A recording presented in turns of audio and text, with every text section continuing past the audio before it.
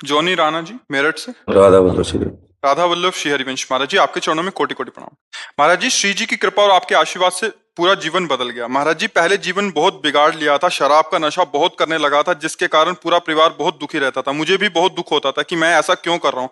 फिर भी मैं ऐसा करता था, दारू के बिना मैं रह ही नहीं सकता था। परंतु गुरुदेव, आपने पूरा जीवन ही बदल दिया। आज दारू को देखकर मुझे नफरत होने लगी है, लहसुन प्याज तक छोड़ धन्यवाद। दिया। महाराज जी, धन्यवाद आपको, जो आपने सुनकर अपने जीवन का परिवर्तन किया। भगवान की विशेष कृपा आप में है, जो आपने जीवन को संभाल लिया। नहीं तो ये जीवन थोड़े दिनों के बाद आप रोगग्रसित हो जाते हैं, थोड़े दिनों के बाद आप शक्तिहीन हो जाते हैं, आपके अंदर शक्ति नहीं रह जाती कि मैं इन व्यसनों को त्याग दूं। फिर वो जीवन कलह और अशांति का जीवन, भारी चिंता का जीवन।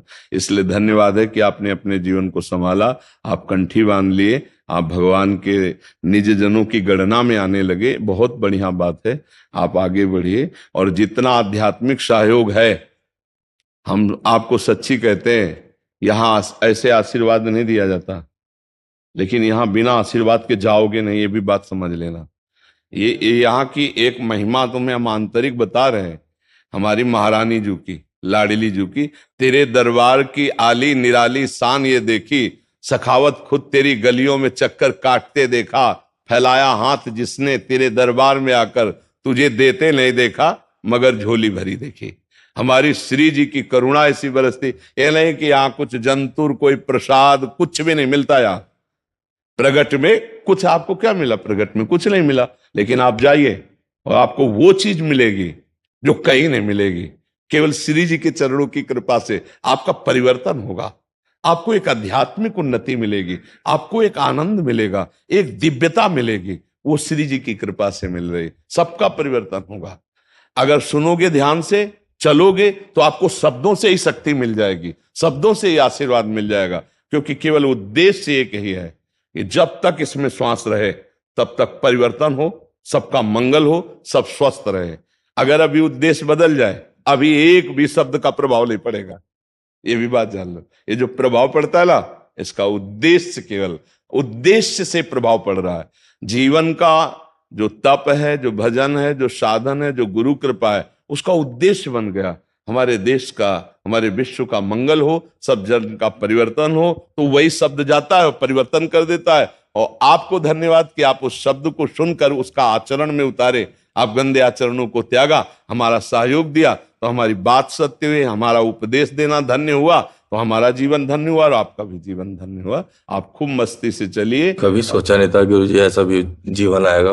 बड़ा मतलब माँ बापा को भी बड़ा दुख होता था, पर आज इतने खुश है वो, बहुत ज्यादा। हाँ, बस हमारी एक प्रार्थना है कि कभी उनके प्रतिकूल व्यवहार करने पर उनको कभी कष्ट न देना। माता पिता जैसा देवता इस पृथ्वी में और कोई नहीं है।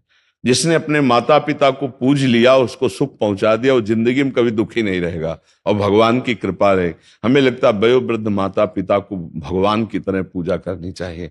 आज का हमारे नए भाई लोग समाज में नहीं जानते हैं, हाथ उठा देते हैं, उनको गाली देते हैं, उनको कष्ट देते हैं।